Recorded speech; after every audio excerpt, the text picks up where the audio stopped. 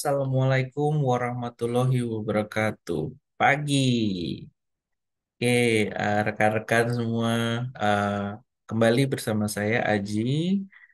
Kita akan membawakan terkait Act Insight. Nah, jadi kalau kita membahas di dalam prosesnya kita sedang membahas terkait temanya terkait gig ekonomi. Nah, kalau kita bicara di dalam pertemuan sebelumnya oleh rekan saya pembahasannya terkait keterampilan yang dibutuhkan di gig ekonomi dan persiapan masa depan pekerja.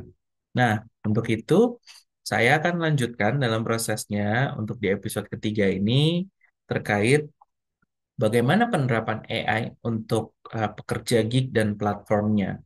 Nah, ini untuk gig worker lah kalau istilah yang mungkin terkenal lah untuk saat ini. Dan juga bagaimana memahami tren AI dan dampaknya pada pasar kerja gig di Indonesia. Oke, nah yang pertama kita akan bahas terkait bagaimana tren AI dan dampak pada pekerja gig. Jadi kalau kita bicara secara tren global AI, otomasi mempercepat proses kerja, mendorong efisiensi. Nah, jadi di sini kalau kita bicara semuanya udah bicara terkait percepatan otomisasi, bagaimana otomasi dengan penggunaan AI, menggunakan chatbot. Jadi di semua dalam prosesnya sendiri, baik itu dari berbagai macam industri, AI sudah dianggap bisa membantu proses pekerjaan bisa lebih efisien dan lebih efektif. Nah, lalu dampak pada pekerja gig sendiri. Nah, pekerja gig harus adaptasi dengan teknologi baru dan keterampilan digital. Jadi dalam artian di sini seringkali kita meskipun kita sudah berada di era digital, bagaimana transformasi itu dibutuhkan. Nah, ternyata kita saat ini di tahun-tahun sekarang ini diminta secara tidak langsung untuk eh, fokus kepada bagaimana kita memahami cara guna, pemakaian dari si AI sendiri. Nah, pilihannya ada dua, antara kita melakukan adaptasi bagaimana cara penggunaan AI, mengoptimalisasi penggunaan AI, atau pada akhirnya tetap bertahan dengan cara yang lama dan itu pasti nantinya akan ada dampaknya jika kita tetap bertahan dengan metode yang eh, sudah mulai dalam artian sudah mulai digunakannya dengan kolaborasi yang lebih baik gitu ya dengan AI. Maka bisa jadi kita tadi tertinggal jika kita tetap bertahan dengan metode yang sudah ada atau kita biasa gunakan. Nah, lebih lanjut dalam prosesnya teknologi AI itu untuk di dalam gig ekonomi adalah pertama adalah sebagai machine learning. Nah, machine learning di sini adalah untuk menganalisis data untuk prediksi dan rekomendasi personal. Jadi, dalam prosesnya sendiri, kita tahu seperti contoh yang paling sederhana dengan ChatGPT OpenAI atau Gemini.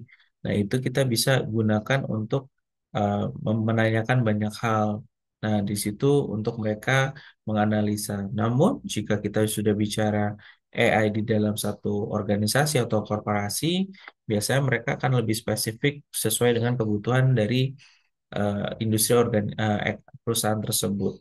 Bagaimana mereka menjadikan AI sebagai salah satunya sebagai machine learning.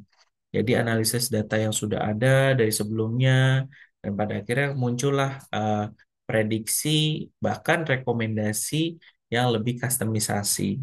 Dan pastinya dalam prosesnya sendiri si machine learning ini dalam proses analisanya dia akan lebih cepat dibanding kita manusia.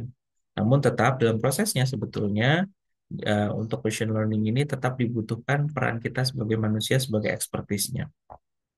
Nah, selanjutnya natural language processing. Nah, di sini memahami bahasa manusia, memungkinkan chatbot dan asisten virtual. Jadi, disinilah prosesnya dalam bagaimana natural language processing ini adalah AI dibantu untuk dia memahami penggunaan bahasa yang kita gunakan. Meskipun untuk dari sisi pemaknaan AI masih terbatas atau belum dimungkinkan, tetapi AI bisa memahami pola dari bahasa atau kalimat yang kita gunakan sehingga pada saat penggunaan untuk chatbot atau asisten virtual mereka bisa merespon dengan tepat. Nah, inilah proses yang sebetulnya ada di dalam untuk penggunaan AI sendiri. Dan yang terakhir, terkait chatbot versus virtual assistant. Nah, chatbot itu fokusnya pada tugas spesifik, sedangkan asisten virtual lebih interaktif dan luas. Jadi spesifiknya seperti ini. Kalau kita bicara di dalam proses, misalkan kita mau mau menanyakan Q&A gitu ya. Nah, itu di dalam misalkan kita berkunjung ke salah satu website gitu ya. Nah, itu ada untuk tanya jawab itu yang merespon jawaban otomatisnya itu chatbot. Atau dengan WhatsApp itu ada yang respon eh, tanya dengan ketik satu dia akan keluar apa jawabannya, dua apa. Nah, itu adalah chatbot. Nah, jadi dia sudah spesifik, dia sudah ada eh, apa ya, bisa dibilang sudah dikotak-kotakan sesuai dengan kebutuhannya itu. Sedangkan virtual assistant itu lebih interaktif dan luas. Jadi dia merespon pertanyaan kita lebih lebih bisa lebih bisa lebih umum dibanding yang chatbot yang tadi lebih spesifik, dia sudah sesuai dengan eh, produk atau industri yang memang dijalankan gitu. Nah, virtual assistant sebetulnya tetap sama, namun dia bisa lebih merespon yang mungkin kalau kita bicara mungkin akan lebih terlihat, akan terkesan lebih luas untuk asisten virtual. Oke, nah use case AI, chatbot dan konten otomatis.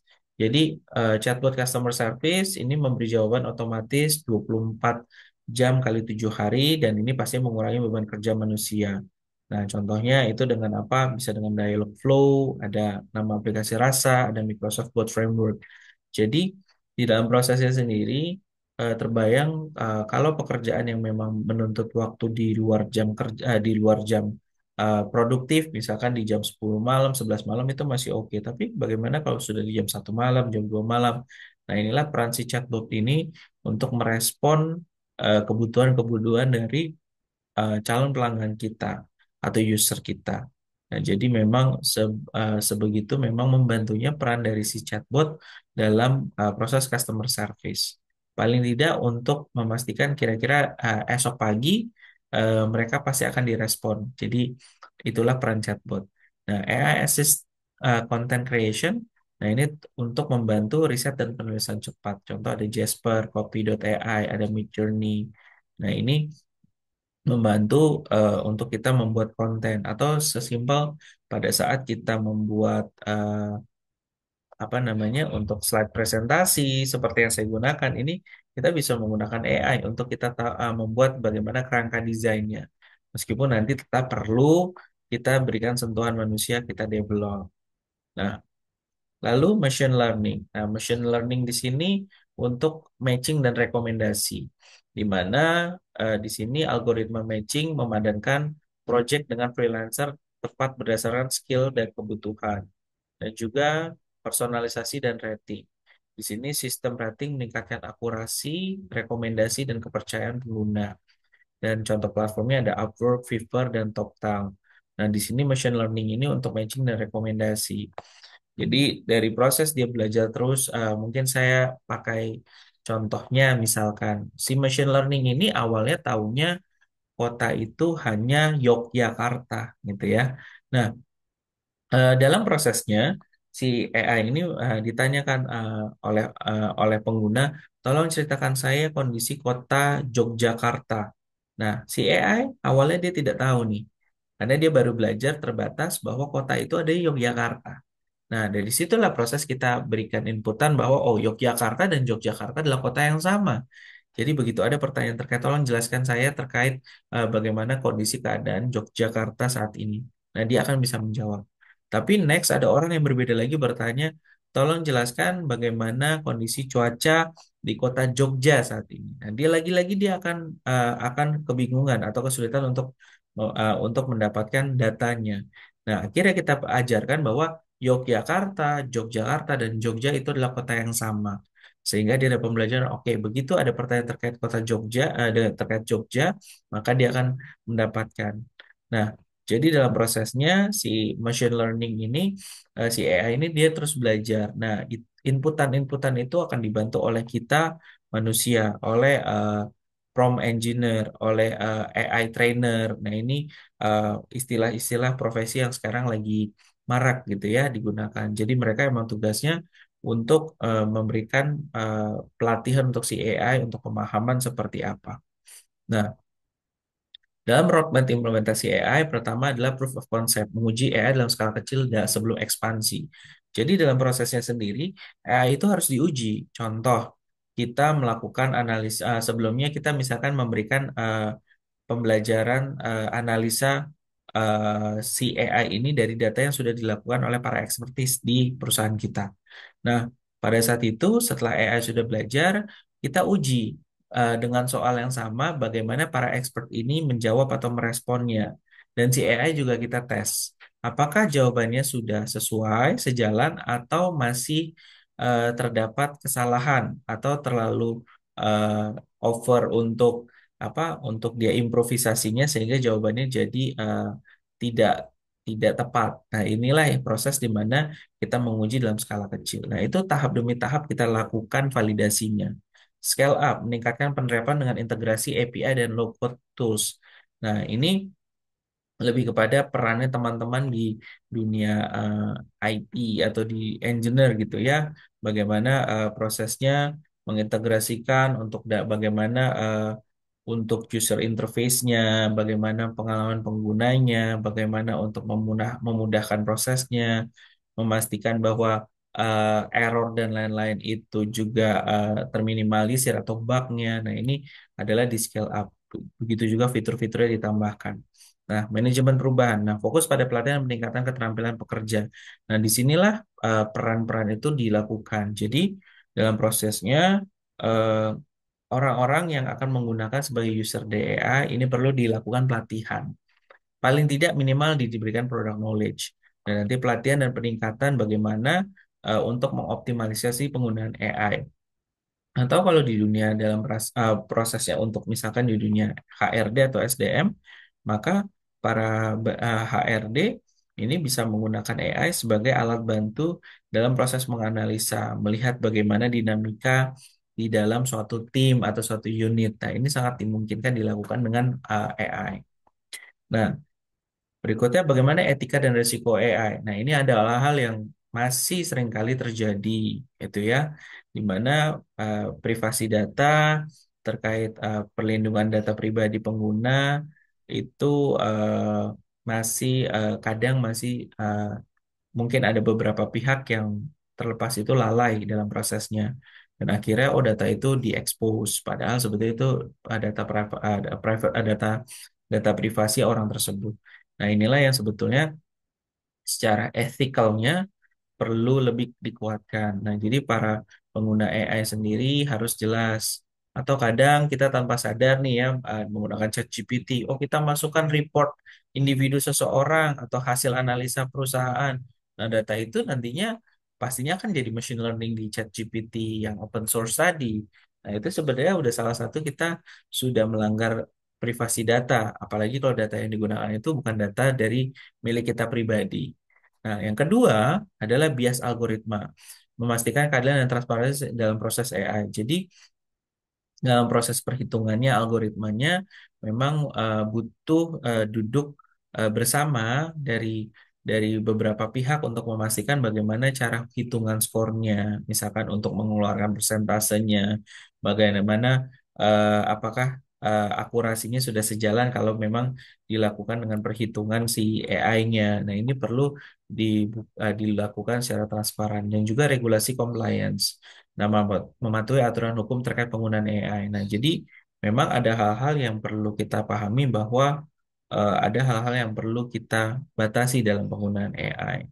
Nah, jadi memang hal-hal inilah yang perlu kita garis bawahi bahwa privasi data, bias algoritma, dan regulasi compliance adalah hal yang masih perlu kita kembangkan ke masa depan. Bagaimana kita harus menjaga kerahasiaan, memastikan bahwa algoritma itu objektif, dan juga dari sisi regulasinya itu penerapannya itu sudah optimal, gitu ya.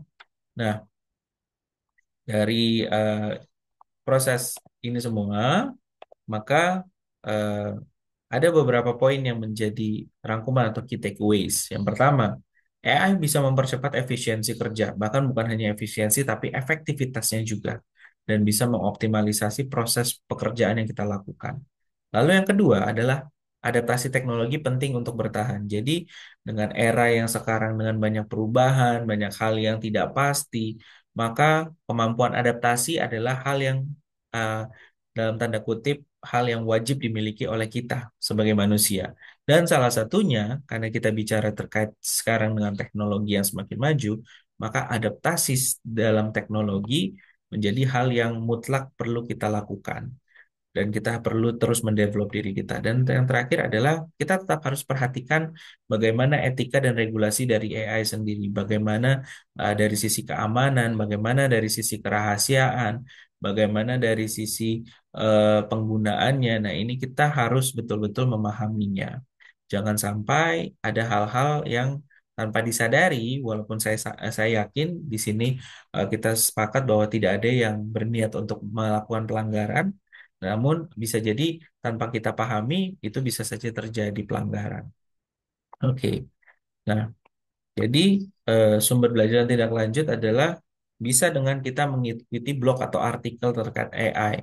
Dari situ kita bisa lebih mengupdate dari sumber yang terpercaya, tren terbaru dari AI. Meskipun tadi kita harus cross validation juga dengan orang-orang yang expert di bidang itu untuk kita diskusi. Lalu bisa juga dengan kursus online atau di sini workshop, dan sekarang banyak sekali workshop terkait AI.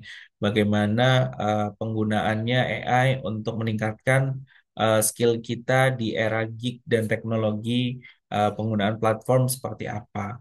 Dan ini adalah komunitas AI. Nah, di mana orang-orang yang punya menjadi AI enthusiast gitu ya. Nah, mereka biasanya punya komunitas. Nah, di sini ini tidak ada salahnya untuk kita yang memang tertarik untuk di bidang AI ini untuk kita punya berpartisipasi dalam komunitas tersebut.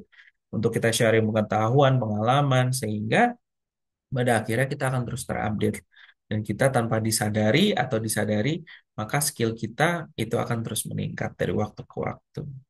Oke, rekan-rekan, mungkin itu saja dari saya terkait penerapan AI untuk pekerja gig dan platformnya. Semoga apa yang saya jelaskan hari ini bisa bermanfaat dan sampai ketemu di pertemuan berikutnya. Wassalamualaikum warahmatullahi wabarakatuh. Pagi.